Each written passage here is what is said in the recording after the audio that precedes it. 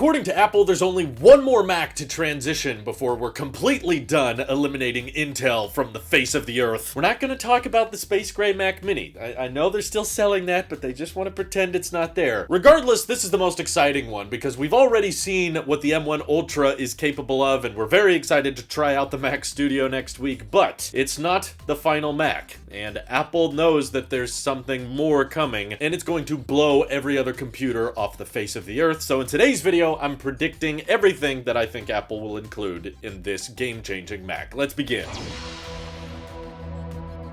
So let's just currently look at the 2019 Intel-based Mac Pro. As you can tell, it's quite a bit different from our Apple Silicon Macs. I mean, first of all, they had to basically engineer the thing from the ground up to be modular, upgradable, and user-accessible, oftentimes not even with screwdrivers and stuff, while simultaneously having a state-of-the-art cooling system. So it's got tons of fans, lots of these 3D optical holes that wind can blow through, while simultaneously you don't necessarily see through them. You just got these fancy stainless steel handles. They even build these things in the United States. That might be part of the reason they're so expensive, and it was of course known for its notorious unlockable $400 wheel option. When the Mac Pro first launched, it started at $6,000 with 256 gigs of storage. Now they've recently upped it to $512 because the Mac Studio exists and is completely eliminating any logic or reasonable excuse of keeping the Mac Pro on the website. So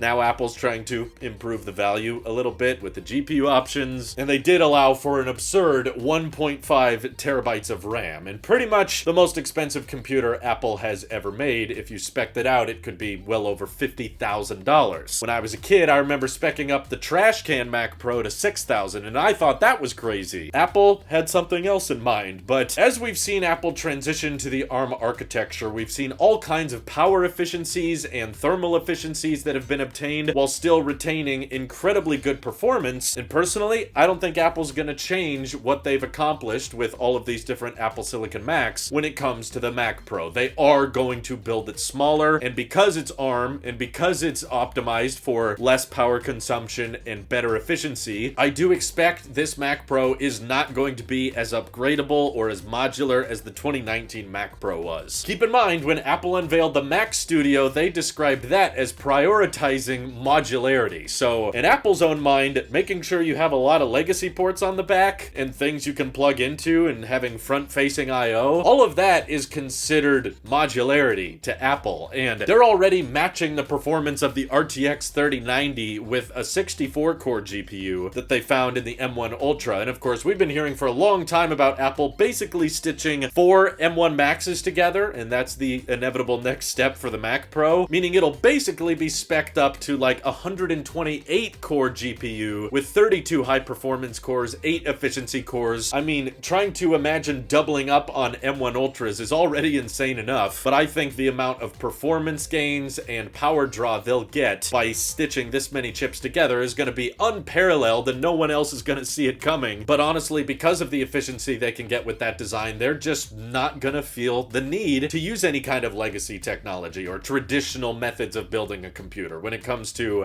do we want to have a discrete GPU? Do we want to have PCI slots? You know, do you want to let people upgrade the RAM or the SSD? No, I think Apple's going to lean all in the trash can Mac Pro direction and just say, no, get more computer than you think you need. That way you don't have to buy more parts or modules in the future. And thanks to the ARM architecture being very uniform and very tightly knit to the point of the RAM and the SSD being so close together that that's how you can achieve such high read and write speeds and such fast unified memory all on board a chip, they're not going to want to let users compromise in that regard. I think the fact that they're already showcasing, hey, this Mac Studio can beat out our Intel Mac Pro, so this is basically the fastest Mac ever, you'll be fine, you'll be comfortable enough with this port section, and of course, it's much, much cheaper than the Mac Pro was. So for those reasons, I think Apple's going to continue with the Mac Pro and completely redesign it to be smaller, take up less space on your desk, and honestly, wouldn't be shocked if it ends up just kind of being two Mac Studios stacked on top of each other. I think Apple kind of likes this efficiency of doubling up on the chips, and perhaps because it's so tall and they likely will have to design the thermal system a lot different from the Mac Studio, I see this as the true return of the trash can Mac Pro. They might just go all out with the HomePod circular design and building all of the logic boards in a pattern on the inside and having air come up through the bottom, out the top, so this could have a silent operation, much quieter than you could probably ever achieve with the Intel Mac Pro. So much more mobility because it's not going to be that big, so the concept of putting it on wheels or building in handrails, that's not really going to be necessary because it's just so dang compact. But no other computer on the market will be able to beat it, especially for its size. But because there's extra M1 Max chips all stitched together in here, I do expect better I/O than what even the Mac Studio is offering. So if with the M1 Ultra you can unlock 6 Thunderbolt ports, I expect maybe they go all the way to 12 and you have 6 Thunderbolt 4 ports on the back of the Mac Pro, perhaps 2 on the front with an SD card slot. I mean, Apple was probably getting tired of seeing everyone complain about how their $50,000 Mac Pro didn't come with an SD card slot. So that's probably why they're finally going back to having front I/O and having an SD card slot on the front. And I do think the Mac Pro will look actually somewhat similar to the Mac Studio in that regard. Also, of course, to allow for third-party hardware to be more optimized, I do expect them to perhaps put about 4 USB-A ports on the back, that Pro audio jack that is the same as the one on the Mac Studio. But hopefully on this one, they're gonna actually go all in with HDMI, just because they've likely heard a lot of our concerns about how all the new MacBook Pros have HDMI 2.0, and even the new Mac Studio has HDMI 2.0. What's crazy about that is that Apple has used HDMI 2.1 on their $180 Apple TV. So yeah, that cheap little black box, that gets 2.1, but all of their MacBook Pros and Mac Studio, no, that still gets 2.0. I think because they likely want to refresh the Pro Display XDR alongside the Mac Pro, they might end up upping the HDMI standard to 2.1 with this one because they need something to upsell people on over the Mac Studio, which I do think is going to be the value to beat. Even with the Mac Pro being as fast as it is, people are going to have a hard time justifying, why do I need to spend that much more money when the Mac Studio is this good already? So more high-end I/O might be the best way of doing that. Of course, 10 gigabit Ethernet will be standard here. They might even offer a rack option if people want to turn these things into servers, just like the current Mac Pro has a rack option. But the next big question is price, and I don't necessarily think pricing is going to be the same as it was before because Apple typically had fairly high-end iMacs to compete with, and the iMac Pro wasn't quite as fast as the Mac Pro, but they priced each other fairly close together, only $1,000 difference at the starting. So I'm going to predict, because now the Mac Studio exists and kind of fills the gap that the Mac Pro used to fit in, they're not going to want much overlap between their two high-end desktop towers. We've never really had 3 separate tiers in the desktop tower market for Apple. Now that we already have Mac Mini and Mac Studio and they still want to go a step higher with Mac Pro, I think they have to be aware that with this type of performance, you know, if you're reaching a point where people are using the M1 Ultra and they're like, yeah, it's just not fast enough, then Apple knows they're going to get to charge whatever they want. That's why, honestly, I wouldn't be against them calling it Mac Enterprise or something like that, because basically MKBHD as well as Pixar and major studio companies are going to be buying these things, and that means Apple can essentially charge whatever they need to. So as much as Apple Silicon is cool and allows for cost savings on Apple's part, I think they might lean a tad more into luxury and spending and high-end pro equipment, just like Red Digital can charge whatever they want, because Apple will know there's no other computer on the market that can achieve these specifications. So I'm going to go out on a limb and predict that because the starting configuration of the Mac Pro will likely be like 2 M1 Ultras stitched together, you can call it whatever you want, M1 Ultra Duo or Duo M1 Ultra, even if they're binned cores and it's not fully unlocked, twice the price of the M1 Ultra, which means I think $8,000 for non-binned, just like M1 Max was $2,000 on the Mac Studio, but if you wanted 2 M1 Maxes, that was going to up it to $4,000. I think this doubling effect is going to continue on, which means if you want a non-binned Mac Pro, that's going to be $10,000 before memory options start unlocking. So if you want more than a terabyte of storage, or if you want more than 64 gigs of RAM, you're going to have to keep speccing it higher and higher, and a fully maxed out option could very well be close to $15,000 or $20,000 or so. And as much as we may say that's crazy and this is too overpriced, it is technically cheaper than the cheese grater Mac Pro it was replacing, and I'm sure it will offer far greater performance than the one that came before it. So Ross Young has been talking about this mini LED external display that Apple's been working on for a while, and he's saying it's in production now. I'm predicting that external monitor will come out at the same time as the Mac Pro, and it'll have great dynamic range, and as much as I want it to have ProMotion, I'm gonna predict it won't, because Apple's not quite ready to make the jump to Thunderbolt 5 or the future generation of DisplayPort technology that could actually handle a 5K or 6K resolution at 120 hertz. And unfortunately, Apple's just gonna sit out on that one. Maybe you can plug in a HDMI cable to a third-party monitor, but I really have a hard time believing Apple would actually adopt HDMI 2.1 on their dedicated studio monitors, because they just love the look of that Thunderbolt port so much, and they genuinely want people to buy their monitors so that they can plug them in with one cable, and that delivers power and data and everything just through a single port, so you can use it with your MacBook Pro if you so desire. And as much as they bragged about ProMotion on the iPads and MacBooks, they're likely just gonna sit out with the Mac Pro, because they're gonna say,